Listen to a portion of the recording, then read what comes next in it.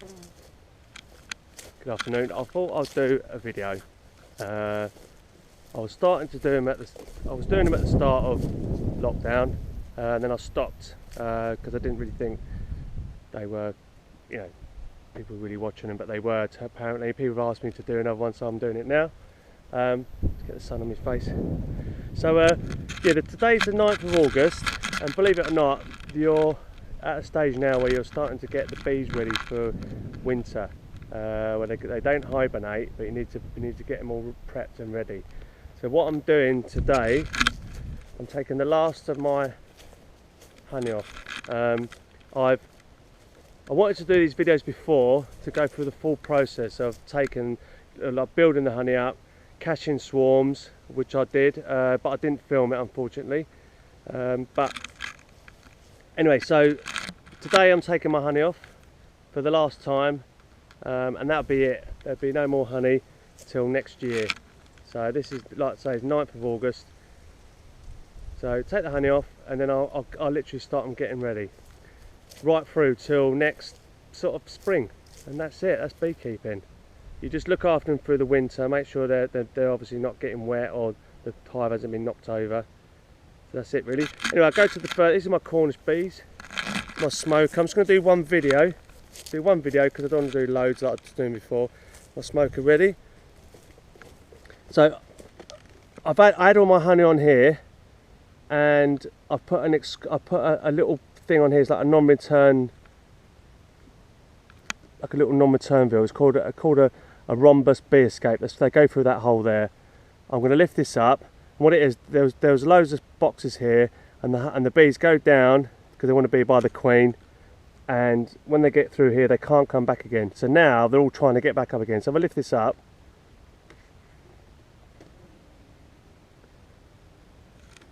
see that? So that, hopefully you can see that properly. So this is fascinating. So the bees, they're festooning. See, they're all hanging on like little trapeze artists. See that? All the bees are festooning at the moment. So they're going to start forming their own honeycomb, but they can't get back up through this rhombus bee escape, that rhombus shape. Let me take that into the sun. If I drop these, it doesn't matter too much because they will fly back anyway. Try and get this in the sun. And there's your bees up close, little balancing acts. Fascinating. So these are my lovely, beautiful Cornish bees, which I think are, I got them from Cornwall. I think they're buckfast, I've been told. So they're really calm and nice. I can carry this over there because I know the queen's not in there, but normally you shouldn't do this. I'll leave that down there. So another thing I'll be doing today, I will be reducing this hive, but I'll be putting foam in here because also this time of year you'll notice that you're starting to get hassled by wasps more and stuff like that. The reason why that is because the nectar has run out. So, or it's come to an end, the kind of nectar flow is finished. That's why kind of the beekeeping's almost come to an end. So the bees, they have to start defending their stores in the box. So what you do is you reduce, at the moment I've left it out wide, so they can just fly out really quickly. But what I do is I reduce this right down, leave a little hole, so you have some guard bees that stand here and stand guard against other bees, and also wasps. Yesterday, I came up here. Where is it? There was a big, massive bumblebee on here, and it was a shame really. But I can't see it, it's falling in the grass somewhere. But there was an enormous bumblebee, and what that was from, it was dead.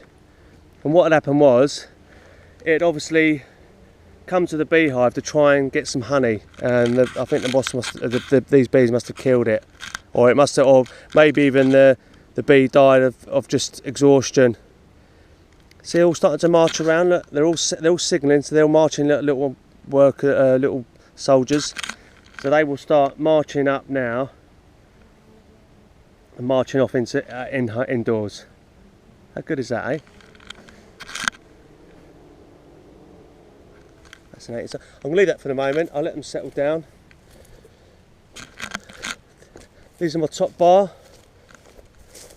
So I've reduced the entrance, made it, put a little hole there, 2 little holes there. So when any wasps come or any other bees, they can defend it. You get hornets obviously as well, so they've got more chance of defending their hive. And this one round here, I'm going to strip this one down and make it small like the other Cornish bees. So this big tall one, this is all going to be stripped down. All this lot will be gone by the time I leave here today. And I'll reduce the. Let's try and get the sun. I think it's that way. I'll put an entrance block in here with a little door, and then that way the bees can defend. They can defend the hive against wasps and robbing bees. If you look here, this is a drone. So that drone is getting pushed out of the hive. The reason being is that where the bees are getting ready to shut down for winter, they don't need the drone. They don't want the male. The drones are the males. They don't do anything apart from breed with the queen. So the reason why they don't want them in the hive is because there's another mouth to feed. Simply as that. So all the drones will be driven out and pushed out of the hive. So they don't bring any nectar in. They don't do any work. They don't do any cleaning the hive. They don't bring any water in, any nectar, food, anything. So their job is just to hang around and do nothing. So if you look at this drone, it's been slung out. So they'll be dragging all the drones out this time of year, getting rid of them. So only going to do a shorty, hopefully. Hopefully it's only a short film. So that's that. Doing this for a couple of people at work because they've asked for this. Jack Scaffy. He's admitted he wants to be a beekeeper. So I'm doing it as a mention to him. See, I'm talking about how they run in a line. This is fascinating when the bees do this. You think they just fly? No, we're going to walk.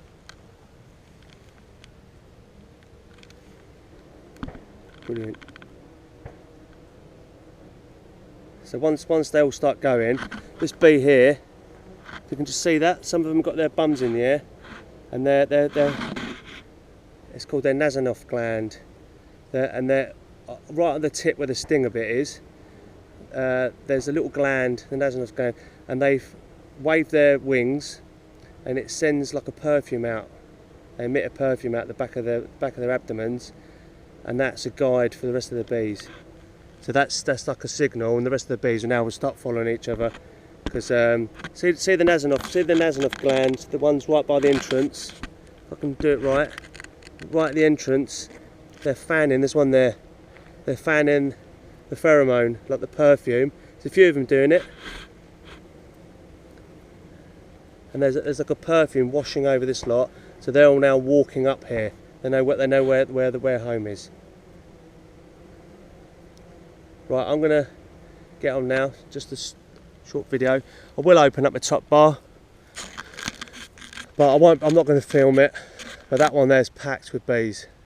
That one. But anyway, that's it.